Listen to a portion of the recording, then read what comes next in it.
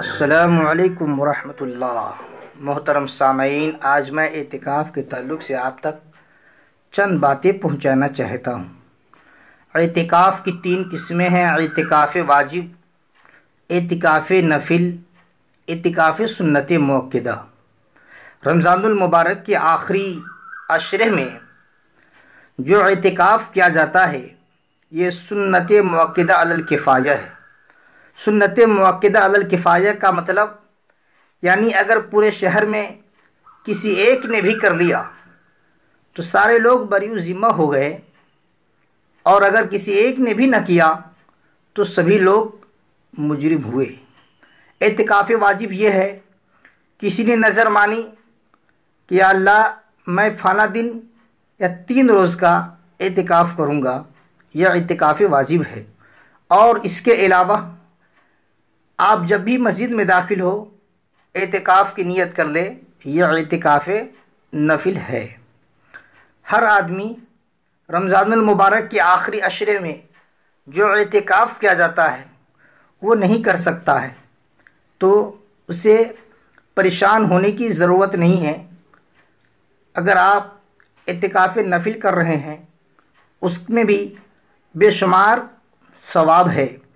اللہ کے پیارے حبیب صلی اللہ تعالی علیہ وسلم نے اعتکاف کی رغبت دلاتے ہوئے نبی کریم صلی اللہ تعالی علیہ وسلم نے ارشاد فرمایا، جو انسان رمضان المبارک کے دنوں میں 1 دن کا اعتکاف کرتا ہے اللہ کی رضا کے لیے، اللہ کی خوشنودی کے لیے، نبی کریم صلی اللہ تعالی علیہ وسلم نے ارشاد فرمایا اللہ تعالی اس کے اور جہنم کے درمیان 3 خندقیں حائل کر دے گا جس کی مسافت زمین و آسمان کے فاصلے اتنی ہوگی۔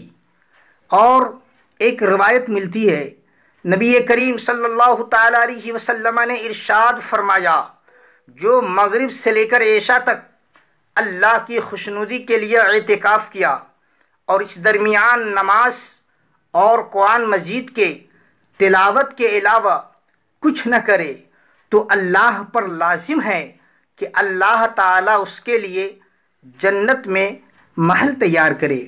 ایک اور حدیث پاک میں اعتکاف کی رغبت دلاتے ہوئے سارے جہاں کے تاجدار، دونوں عالم کے مالک و مختار، رحمت للعالمین آقا صلی اللہ تعالی علیہ وسلم نے ارشاد فرمایا کہ جو شخص 1 دن اور 1 رات کا اعتکاف کرے اللہ تبارک و تعالی اسے 300 شہیدوں کا ثواب عطا کرتا ہے۔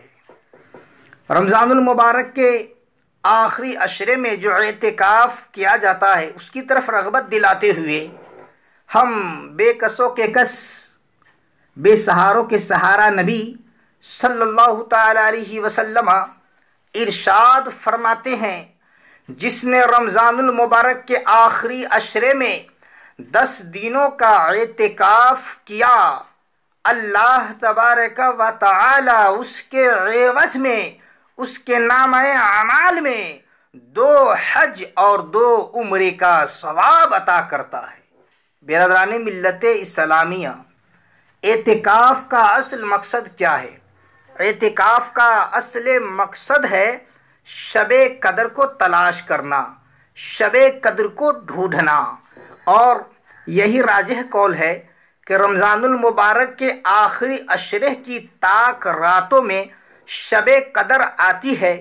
جو بندہ مومن رمضان المبارک کے آخری عشرے میں 10 دنوں کا اعتکاف کرے گا، ان طاق راتوں میں وہ عبادت کرتا رہے گا، یقیناً وہ شب قدر کو پا لے گا۔ اور شب قدر میں 1 رات عبادت کرنے کا ثواب کتنا ہے؟ شب قدر میں اگر کسی نے 1 رات عبادت کی تو یہ 1000 مہینوں سے بہتر ہے۔ برادران ملت اسلامیہ، ہم اور آپ کوشش کریں کہ اپنے وقت کو ضائع نہ ہونے دے۔ یوں ہی ابھی پورے ملک میں، پورے ممالک میں لاک ڈاؤن چل رہا ہے، جس کی وجہ سے لوگ ویسے ہی پڑے رہتے ہیں، ہم اور آپ اپنے وقت کو ضائع ہونے سے بچائے، اور ہو سکے تو پورے عشرے کا اعتکاف کرے، اور اگر یہ ہم سے نہ ہو سکے تو چند ساتھ کا ہی ہو وہی اعتکاف کر لے، 2 دن کا ہی ہو، 1 دن کا ہی ہو، وہی ہم اعتکاف کر لے، اور اپنے نامہ اعمال میں بھی ثواب کا اضافہ کرے۔ اور اعتکاف مرد تو کر ہی سکتے ہیں، اور عورتیں بھی اعتکاف کر سکتی ہے، لیکن عورتیں اعتکاف کہاں کرے گی؟ وہ گھروں کے اندر اعتکاف کرے گی۔ جو عورتیں نماز پڑھتی ہے، نماز کے لیے اگر اس نے جگہ منتخب کر لی ہے، اسے مسجد بیت کہتے ہیں، وہ اسی جگہ پر اعتکاف کرے گی تو وہ بھی ثواب کا حقدار ہوگی۔ اور جو نابالغ بچے ہیں، جو تمیز رکھتے ہیں، عقل و شعور رکھتے ہیں، وہ بچے بھی اعتکاف کر سکتے ہیں۔